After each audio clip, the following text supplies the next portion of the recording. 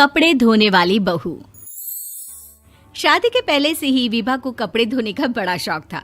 कभी नल के नीचे तो कभी तालाब के पास। अरे मेरी नीली वाली लुंगी नहीं दिख रही है। विभा की अम्मा, कहाँ रखी है लुंगी? अरे वो तो विभा ने परसों ही धोकर रखी थी आपकी अलमारी में, देखो वहीं होगी। वो ना मैंने आज धो दी, मुझे लगा कि गंदी हो गई होगी।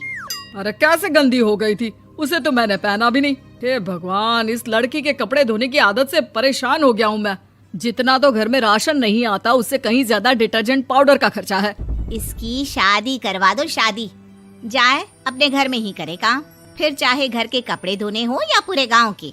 हाँ ठीक बोल रही हो, देखता हूँ मैं कोई लड़का। वो दिन भी आ जाता है जब विभा को देखने लड़के वाले आ जाते हैं। लड़की मुझे अच्छी लगी। होने वाली सास कहती है, बेटी अगर कुछ पूछना है तो पूछ लो। वैसे तो हमारी लड़की बहुत ही शर्मीली है, जो बोल दो वो मान लेती है, इसे क्या पूछना होगा। अरे कैसी बात कर रही हो माँ, मुझे इन लोगों के घर रहना है, सवाल तो कई है। हाँ हाँ बेटा, पूछ लो ना, क्या पूछना है। आप लोगों के घर कपड़े कौन धोता है? सास का मुंह बन जाता है। देखो, अगर तुम ये कहना चाहती हो कि तुम्हें कपड़े धोने नहीं आते तो सुन लो, कपड़े मैं ही धोती हूँ, लेकिन तुम्हारे आ जाने के बाद मैं रुमाल तक नहीं धोऊंगी। अरे चुप रहना भाग्यवान, बहू बेचारी घर आई नहीं, उसे डराना शुरू कर दिया। वो क्या है ना बिटिया, अभी तक तो ये कल्लू की माँ ही धोती थी, लेकिन अब तुम्हारे पापा तो दहेज में वॉशिंग मशीन देंगे ही।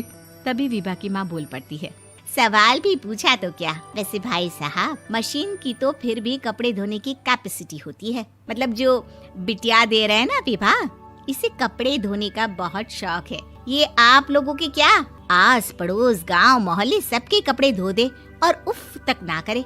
बाहर देखा नहीं आपने कितने कपड़े सूख रहे हैं? सब हमारी बिटिया ने ही तो धोए हैं। बस भी करो ना माँ, शर्म आ रही इतनी तारीफ सुनकर। और तो और एक दाग निकाल कर दिखाओ तो मान जाओ। हाँ अच्छा, माफ करना बेटा, मैंने गलत समझा। हमें तो रिश्ता बहुत पसंद है। और ऐसे जुड़ जाता है रिश्ता कपड़े धोने का शौक रखने वाली विभा का। उसकी शादी हो जाती है कोयला फैक्ट्री में काम करने वाले कल्लू के साथ। शादी के बाद अचानक विभा चिल्लाती हुई सास के पास आती है। सासू माँ, अरे सासू माँ कहाँ है आप? ये तो धोखा है, धोखा दिया आप लोगों ने मुझे। इसे ससुर के चक्कर के बारे में पता चल गया। अरे तो उसमें तुझे क्यों धोखा मिला है? अरे नल में पानी नहीं आता, कपड़े कैसे कब धुलेंगे? अच्छा, तू पानी नहीं आ रहा उसकी बात कर रही है। तो आपने क्या सोचा? कुछ नहीं। अच्छा, तेरी माँ ने कहा था कि कपड़े धोने का शौक है तुझे, याद आया मुझे। शौक बोलकर कपड़े धोने वाले मेरे जुनून को कम ना आके सासू माँ, कपड़ा धोना मेरा गुरूर है। तभी पति भी वहाँ आ जाता है। अभी मैंने इसे सनी देओल की फिल्म दिखाई है, उसी के डायलॉग मार रही है माँ। अच्छा सुन, साफ साफ बता रही हूँ, पानी सुबह 4 से 6 और शाम को 10 से 12 आता है, समझी? विभा टाइमिंग सुनकर हैरान हो जाती है। ये क्या भूतों का मोहल्ला है? सुबह 4 बजे उठकर कौन कपड़े धोता है? 4 बजे टंकी में पानी जाता है, फिर सारा दिन धोना ना, किसने मना किया? अरे कैसी बात कर रही हैं? 200 लीटर की टंकी में कितने कपड़े धो लूंगी मैं? सुबह ही उठ जाऊंगी मैं। अब क्या था, विभा सुबह 4 से लेकर रात के 12 बजे तक कपड़े ही धोती रहती। एक रोज सास पड़ोस से निकलकर कहीं जा रही होती है कि साथ वाली कहती है, हाँ कल्लू की माँ, जरा ये बताओ कि 2 साड़ी है, 2 ब्लाउज और एक पेटीकोट और एक नाड़े वाला लंबा कच्छा। हाँ तो? अरे तो क्या, कितना लोगी धुलाई ये बताओ। धोबन दिख रहे हैं हम क्या?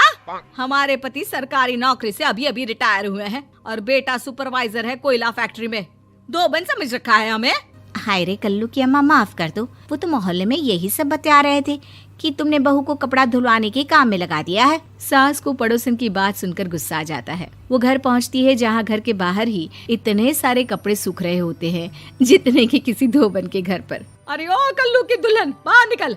माँ जी यहीं आ जाओ, बाथरूम में चादर धो रहे हैं हम। अरे अभी हम धोते हैं, तुमको बाहर निकलो। ये आस पड़ोस वाले बोल रहे हैं कि हम बहू से कपड़े धुलवा कर उसे कपड़ा धोने वाली बना दिए हैं।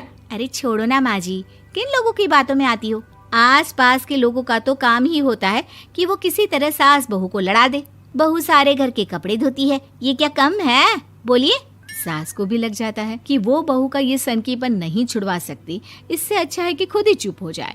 एक रोज सास और बहू मंदिर जाते हैं, जहाँ सास की साड़ी वहाँ खड़ी भीख मांगने वाली से मिलती है। माँ जी क्या बात है, आपकी साड़ी उस भिखारन से कितनी मिल रही है ना? हाँ हाँ देखो तो, दोनों की साड़ी मिल रही है। क्या बात है कल्लू की अम्मा, तुम खुद को तो अफसर की बीवी बताती हो और ऐसी सिंपल सी प्लेन साड़ी पहनकर घूमती हो। सिंपल और प्लेन नहीं है ये साड़ी। तो क्या सोने के धागे से फूल बने हैं? कुछ भी सासू माँ, कुछ भी।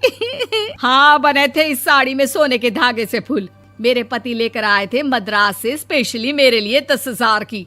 ताहे भाई साहब इस भिखारन के लिए भी सेम टू सेम साड़ी लेकर आए होंगे 10,000 की। सास उस वक्त तो कुछ नहीं कहती, लेकिन बहू के साथ घर आती है और अलमारी से एल्बम निकाल कर लाती है। ये साड़ी देख रही है, ये वही साड़ी है जिसे मैंने अभी पहना था। इस साड़ी में ये जो चमकदार फूल दिख रहे हैं ना, ये सोने के धागों से काढ़े गए हैं। लेकिन तू लोकल वॉशिंग मशीन ब्रश से घिस घिस कर सारे फूलों को निकाल कर साड़ी प्लेन कर दी। मुझे माफ कर दीजिए सासू माँ। और तो और, जब मैंने तुझे तेरी गलती के लिए कुछ नहीं कहा, लेकिन तूने तो सबके सामने मेरा मजाक ही बना दिया। क्यों? बहू को समझ में आ जाता है कि अब से उसका कपड़े धोना बंद।